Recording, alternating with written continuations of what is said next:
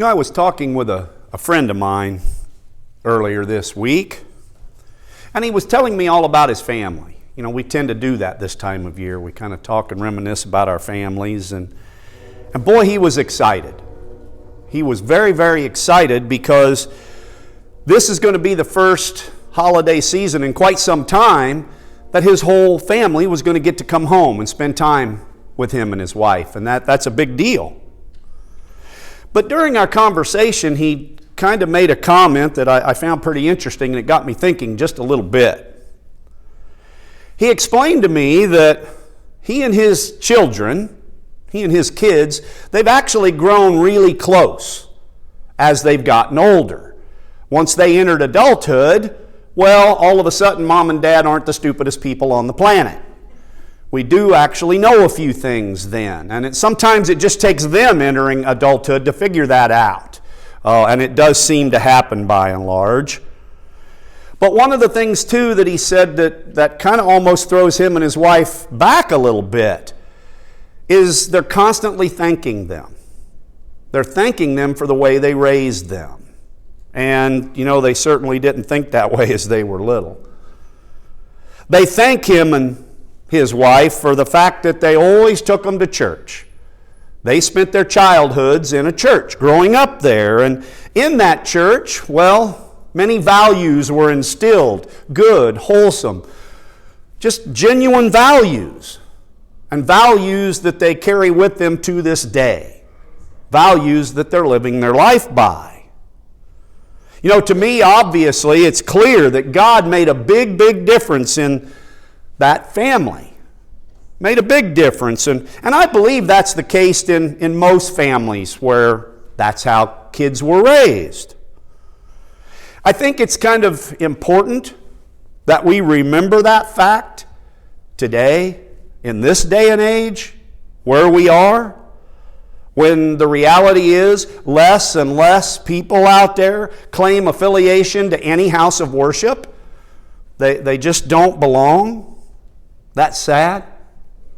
There are millions, literally millions of families out there in America today who don't attend church. It's just not part of their schedule. And probably worse than that, I believe, they actually don't make God a part of their family. That's problematic. I think we see the effects of this all around us more and more and more, and families are being torn apart out there. More and more kids are having all kinds of problems, and they end up turning. They turn to all kinds of things they shouldn't, just different forms of escapism to try to fill the void that they have in their lives. Christian values, the values we treasure, the values we cling to, they're being eroded away, and they're being replaced by new social norms. And folks, I don't think those new social norms are really all that good. I think they're problematic. Now, not so long ago, and it really isn't all that long ago, most of you in this sanctuary today will remember these days. But there was a time that church played a very important role in almost every household. The fact of the matter is, you had to get there early. Because if you didn't get there early, you would find yourself sitting in the front row. Now come on, I hear some chuckling, but you know what I'm talking about. And especially Methodist, I think. We always start all the way in the back of the church, and we end up getting ourselves moved forward. You can always tell who got here last. There they are. That's kind of how it works. And it's okay. It's just how we're made. It's not a big deal. But not so long ago, and I know you all remember it, we've talked about it, churches everywhere were filled to capacity. In fact, there's lots of times we'd be pulling chairs out to make room. Remember those days? Churches were filled to the brim. It was awesome. Sunday was an experience. And now, not so much. Although today we have a nice turnout, I'm very appreciative. But I think even worse than the fact that people aren't in the house of worship, I think it's even worse that people are not making God a priority in their lives. That is a problem. And kind of posing the rhetorical question, when God is being excluded everywhere, all the places you can think of, God isn't allowed, well, how's that working out? How's that working out there? Not so well, I'd say. And I suspect you'd agree. I mean, just look around, and you don't have to look very far. People out there are struggling. They're having a hard go of it. They're having a hard time. They're suffering. They're seemingly lost, and they're dealing with all kinds of problems and issues just surrounding them. They're missing something desperately. There's a huge void in their lives.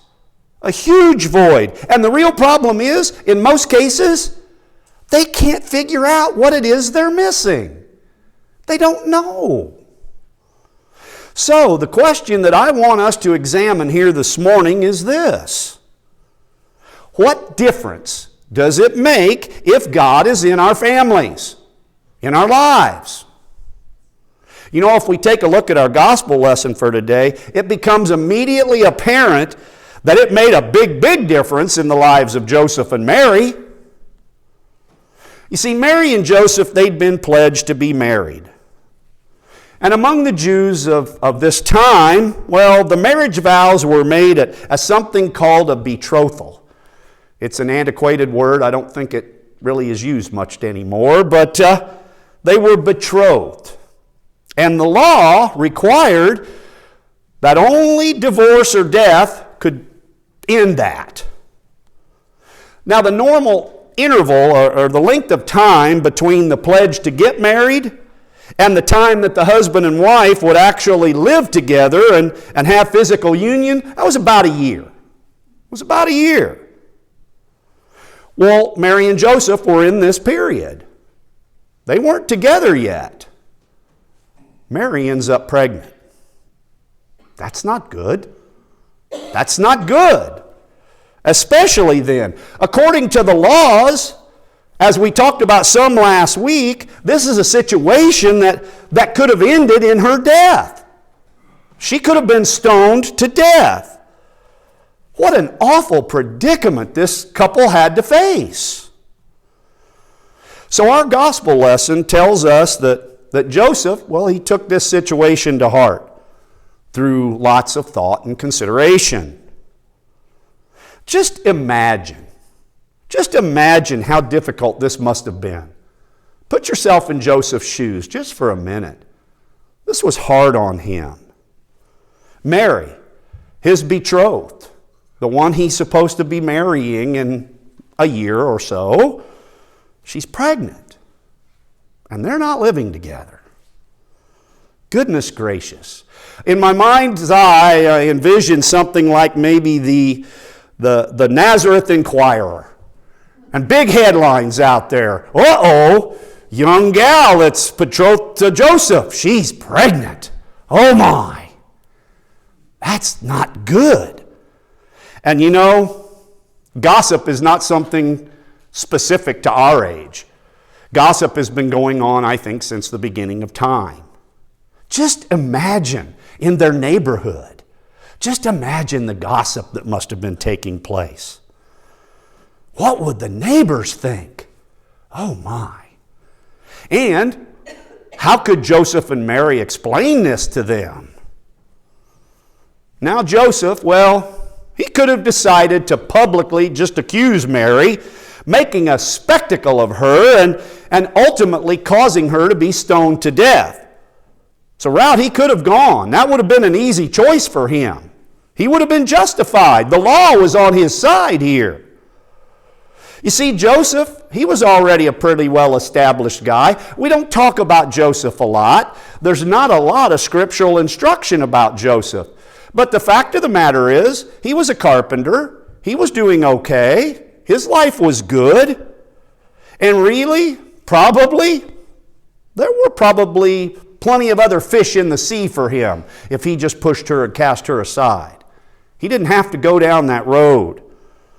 And I'm absolutely sure these thoughts had to have been crossing his mind. It would have made perfect sense. And the townspeople, those lovely townspeople of the day, they'd have probably been more than willing to participate in that public stoning. They were kind of rough. Joseph could have ended up being a hero in the eyes of the people. He could have decided to just go along with the crowd, do what was expected. But Joseph bucked the crowd. Instead, Joseph actually chose compassion over the law. Sound familiar to anybody else we know about? You know, Joseph decided to listen to his own voice, his own conscience, deep down inside of him, and his own voice told him, don't do this. This isn't the right thing. Verse 19 tells us that Joseph was a righteous man. I think by all accounts, we think of Joseph as a good, righteous man. And this implies that he had a religious background. So, Joseph made a decision. He decided that, I'll just divorce her in a quiet way. We'll keep it low-key. Nobody will really notice. She'll go her way, I'll go mine. It'll all work out. But I don't want to get her stoned. I really do think this shows just exactly how much Joseph must have really loved Mary. He didn't want to see her hurt. He didn't like the situation, but he didn't want to see her hurt. Oh, what a dilemma he faced. But in the midst of this seemingly desperate situation, the picture was changed radically by the entrance of God, as it always is. Once God steps in, things are going to get better. God's will literally led Joseph in a direction that he did not expect to take. We find in verses 20 and 21, we see that an angel of the Lord appeared to Joseph in a dream and said, Joseph, son of David, do not be afraid to take Mary home as your wife, because what is conceived in her is from the Holy Spirit. She will give birth to a son, and you are to give him the name Jesus, because he will save the people from their sins. What a shocker that must have been. But at the same time, for Joseph, it must have been an incredible relief. He kind of now knew something he didn't know before. A couple of weeks ago, I was having coffee with another friend of mine, and this guy, he always kind of just goes right at stuff, and I knew he had something on his mind. He asked me a question that I hadn't thought a whole lot about, but see, he's known me for years. In fact, he's known me since I was a little kid, so he knows me pretty well. And the question that he put out to me was, just exactly how was it that you decided to go into ministry?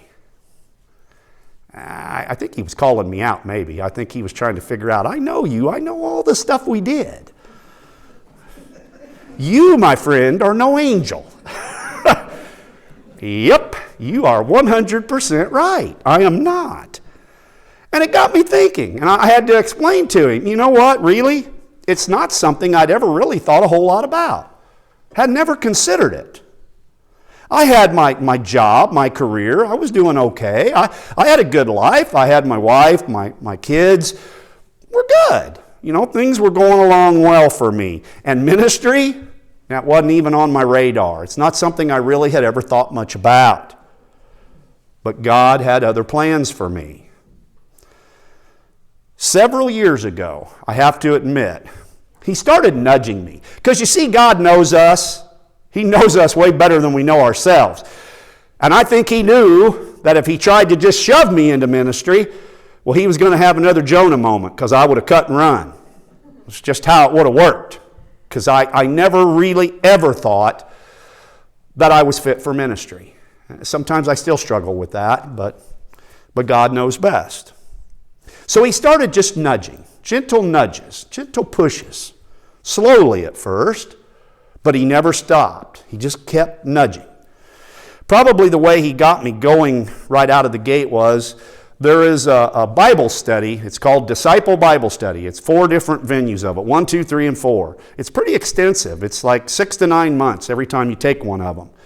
And at the church I was attending, Clinton, they offered this Bible study. So I thought, okay, fine, I'll do it. Again, nudge, nudge.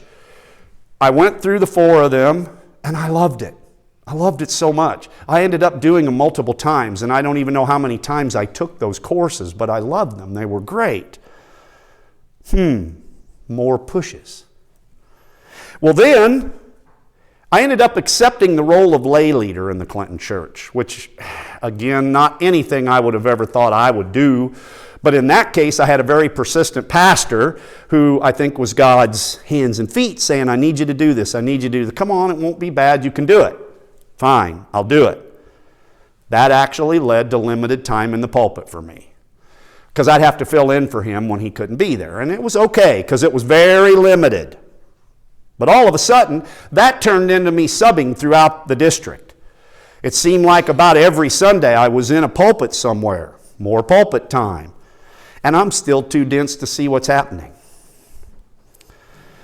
That actually led to me accepting the first charge that I ever had. And the first church I served was the Elkhart United Methodist Church. And the reality was, the DS approached me about it, and I'd been there about a year, filling in on a substitute basis. Again, God doing his gentle nudges. And this DS comes at me and he goes, look, this church is not going to have anybody in the pulpit if you just won't stay. You need to do this. I'm not licensed. I'm not. We need you. There's not enough people. Okay, fine. So all of a sudden, there I am at Elkhart. I had done it for a year, kind of looking around me going, I guess there might be something to this ministry business. Maybe I need to look a little more. And what was happening was I was now diving into the very deep end of ministry. And I realized right then, one Sunday morning, about a year in, it was like, all right, I got you. I get it. You want me into ministry. I don't think I'm the right guy, but I'll go where you take me. And I realized it was God's way. It was his way of leading me. Because I'm telling you, had he pushed, I would have run. But he didn't. He just kept, that's his plan. And, of course, he knew best. He knew exactly where he wanted me to be. He knew me better than I knew myself, and he knew the best way to get me there, and it was to get me there without overthinking it. You're just going to find yourself there. At that point, I felt God calling me to make that commitment and just give my life over to him completely. I didn't know what the implications of any of that would mean, but I decided to give it a shot.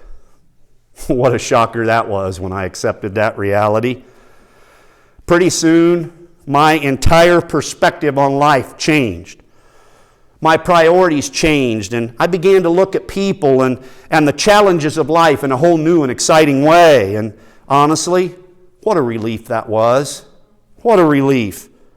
Once I allowed God to take control of my life, I no longer had to completely rely on my own feeble understanding of anything, and I emphasize feeble understanding.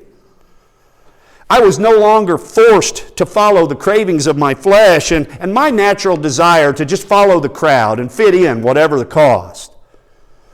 And pretty soon, God's will led me in a direction that I absolutely did not expect to ever take.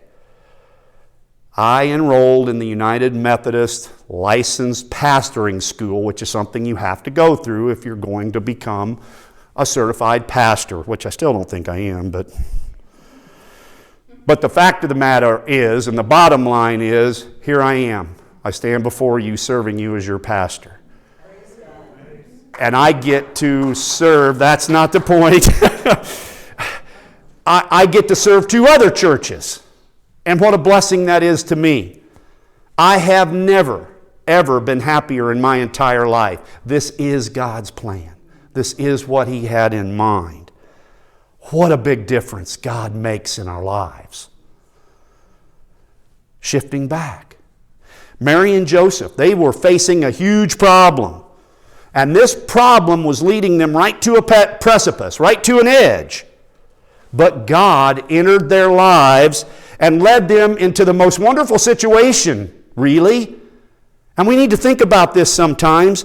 In verses 24 and 25, we see that when Joseph woke up, he did what the angel of the Lord had commanded, and he took Mary home as his wife. But he had no union with her until she gave birth to a son. And he gave him the name Jesus.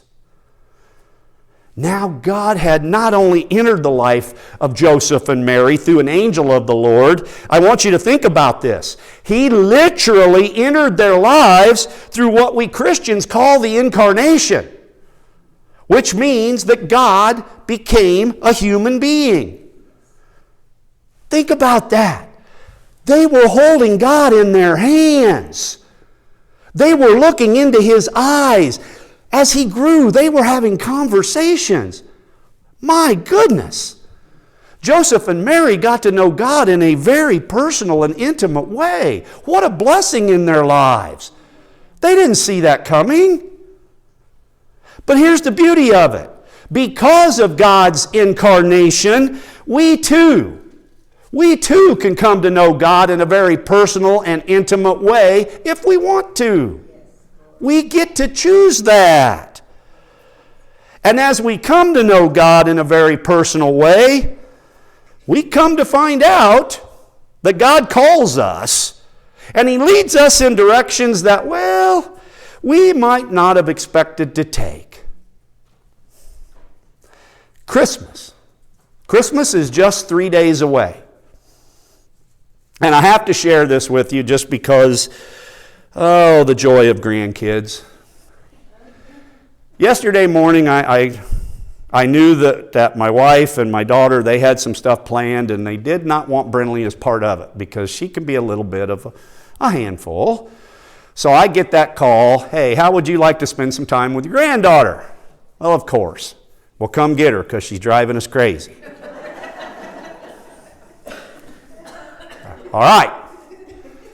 So I go, and I got to spend the best day. I mean, we had a wonderful day. We spent pretty much the whole day together. We just had a ball. But we're going somewhere in one of our travels. And I asked her, I said, you're pretty excited? Christmas is almost here. And she goes, oh, I am. You know, in 6 days it'll be here. Well, this was yesterday, and that would have been 4 days. I said, Bryn, Christmas is 4 days away. And she's a sweet little girl. Most of you know her. She's 7, pretty quiet. But from the back seat, I get the, you know, Papa, rarely will I disagree with you, but you are wrong. You are wrong. It's 6 days. So I did what any other grandparent would do in that situation. I picked my phone up and I asked, I'm not going to say it or it'll go to doing it, how many days till Christmas? And the phone chirps right up, 4. Oh, I guess it is 4 days then. You know, she'll listen to the phone, but she wouldn't listen to Papa. Whatever. Gosh, I love her so much. She is a light and joy of my life, as is my grandson. But anyway, Christmas is just 3 days away now, regardless of what Brinley wants to say. And it represents God coming into this world in human form. We should never lose sight of that. That's what Christmas is all about. God coming into this world in human form. It doesn't get much more personal than that. Because you see, He did something for us. He came down to our level. Think about that. He left His throne in heaven to come down to our level, knowing what He was going to go through. And folks, He did that just to be with us. To be with us. To save us. To show us such a love that we can scarcely comprehend it, if we can comprehend it at all. What difference does it make if God is in our family and in our lives? Well, I'd say it makes quite a difference. Have you allowed God to enter into your family, to enter into your life? I pray that you have. I suspect you have. But you know what? If you haven't, that's okay. It's never too late. Christmas is the perfect time to make that call. Amen.